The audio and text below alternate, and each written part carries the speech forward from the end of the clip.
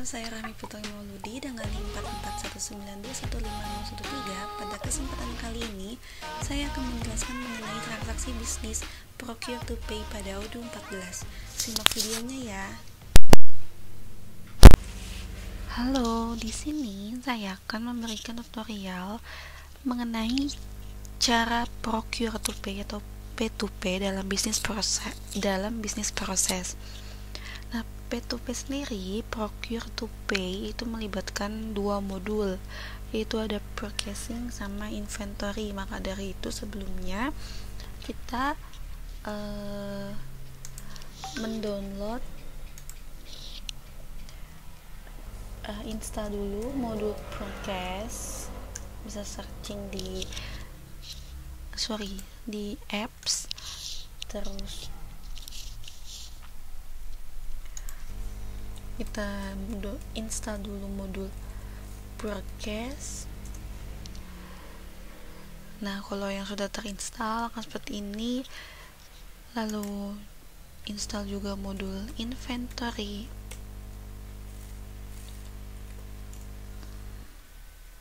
Nah, jadi apa sih itu P2P atau Procure to Pay? Procure to Pay itu adalah tim pengadaan yang hendak mengadakan suatu barang untuk keperluan si perusahaan.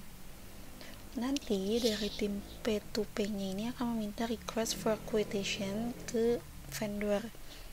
Nanti akan dikirim si request for quotation ini ke vendor.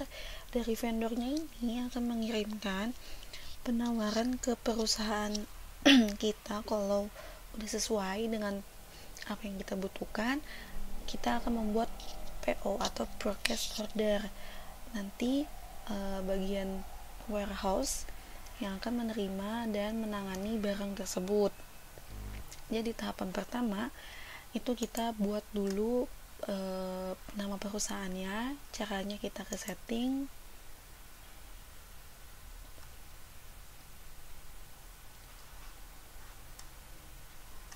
lalu kita klik company, terus manage companies-nya. Nah, di sini kalau yang belum buat bisa klik create. Jadi kita klik create, terus kita isi namanya, isi address, kalau itu opsional sih, dan isi emailnya juga opsional. Setelah itu kita ke setting lagi untuk membuat user. Nah, di sini kita akan menggunakan multi user, multi browser. Jadi apa itu multi user, multi browser? Jadi Odoo sendiri ini tuh ada bisa digunakan di beberapa user dan beberapa browser dalam satu device, dalam satu laptop. Jadi mengakses Odoo-nya ini secara bersamaan dengan role yang berbeda-beda. Jadi kan kita ada dua divisi purchasing sama inventory atau warehouse. Jadi gimana caranya supaya kita nggak login logout untuk setiap user. Jadi kita menggunakan browser yang berbeda. Di sini saya menggunakan Microsoft Edge dan Chrome. Lalu kita klik manage user.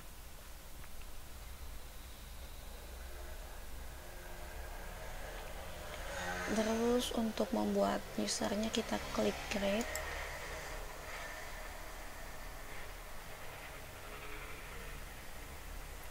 Nah, di sini kita kasih nama. Saya akan memberi namanya Jackson Every Purchase. Ceritanya dia bagian purchasing. Emailnya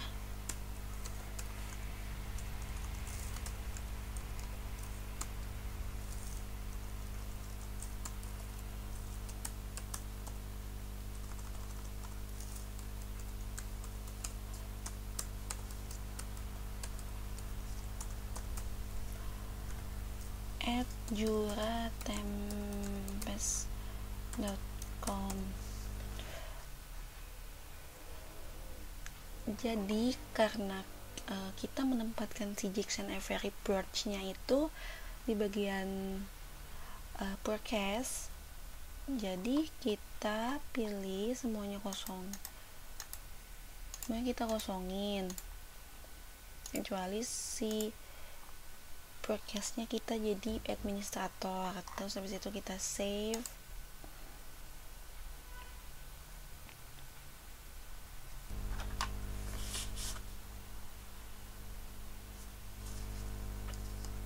Setelah itu jangan lupa kita klik change password.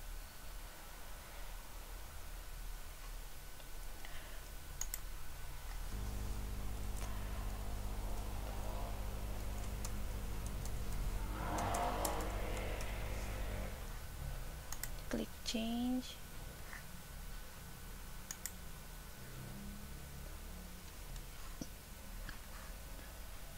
Terus refresh.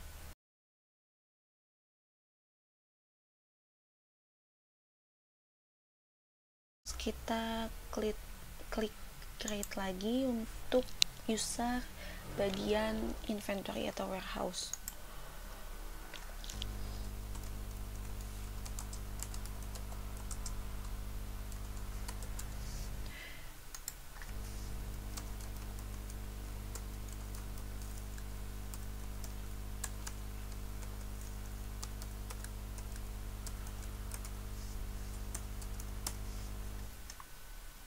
Karena dia diposisikan pada bagian inventory, jadi kita kosongkan yang lain dan diisi di bagian inventory. Terus kita klik save. Terus jangan lupa change passwordnya.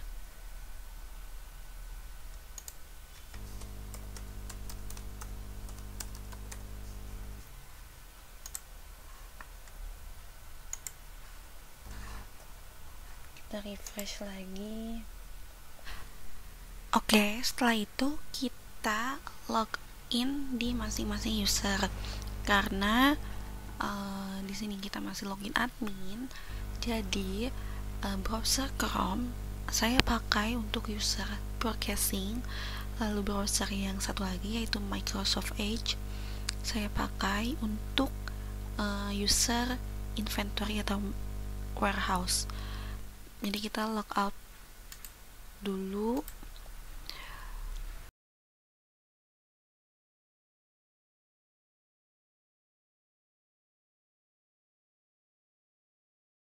Oke, berhasil masuk di akun forecasting. Lalu kita masuk di akun inventory atau warehouse.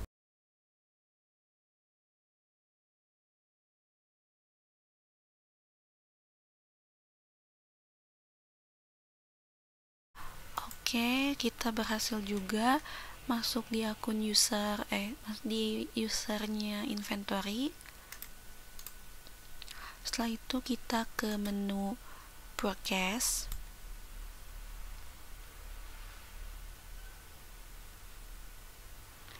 Nah, di sini kita membuat request for quotation, permintaan untuk barang. Karena kita belum ada, jadi kita membuatnya dengan klik create. Lalu di sini vendornya kita pilih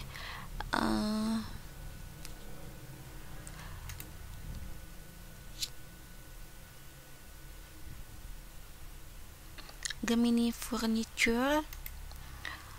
Terus kita tanggalnya sekarang tanggal 3 Oktober.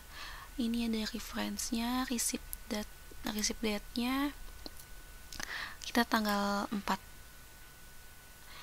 Oktober aja. Oke.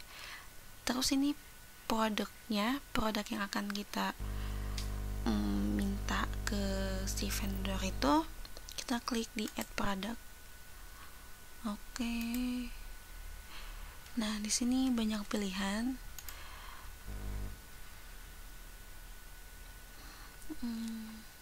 Misal kita meminta storage box.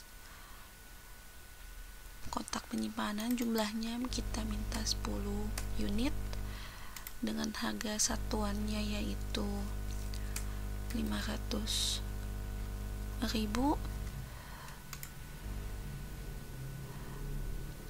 Kemudian kita tambahkan lagi produk yang lain.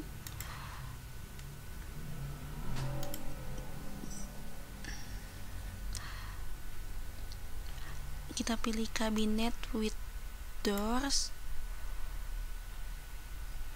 kuantitinya kita minta 8 unit dengan harganya yaitu 1.500.000.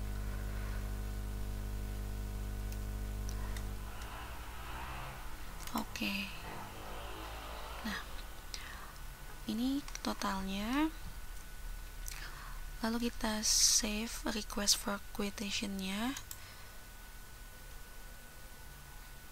Nah, ini nomor ininya ya, nomor requestnya, permintaannya. Lalu kita send by email ke si vendor.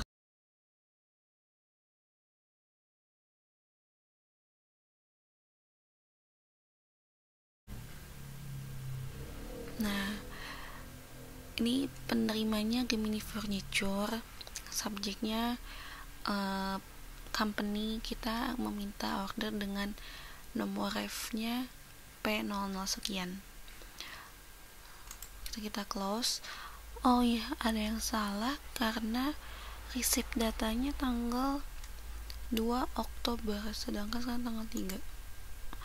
Jadi kita edit dulu, kita ke tanggal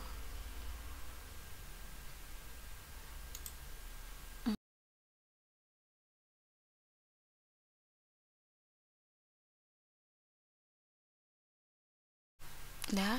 Lalu kita confirm order jika confirm order ini jika si vendornya ini sudah menyetujui, sudah mengirimkan penawarannya ke kita. Jadi kita membuat PO nya, progress ordernya.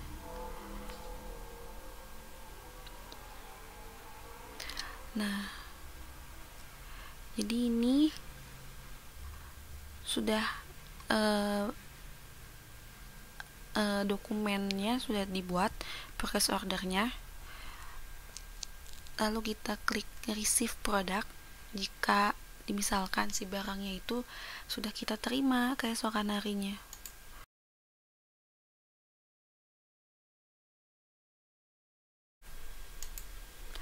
Kita confirm receive date.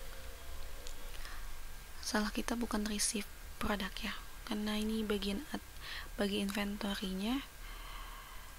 Setelah itu kita ke user inventory.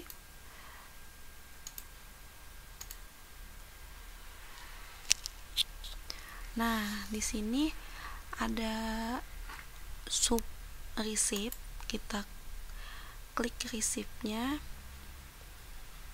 Nah, di sini ada purchase order dari PT kita ke Gemini Furniture.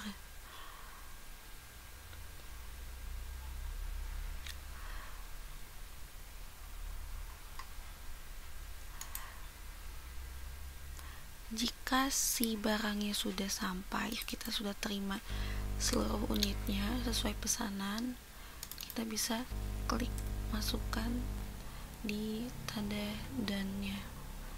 Terus kita save.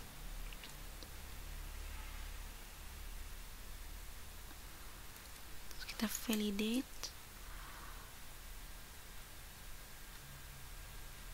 Oke, dia sudah selesai. Terus kita masuk lagi ke menu inventory. Nah, di inventory-nya kan kita tadi ada 1 to process, tandanya berarti kan sudah ada barang yang diproses, sedangkan sekarang perubahannya 0 to process, berarti barangnya sudah selesai diproses oleh bagian warehouse, sudah diterima semuanya. Nah, tahapan procure to pay sudah selesai sampai sini.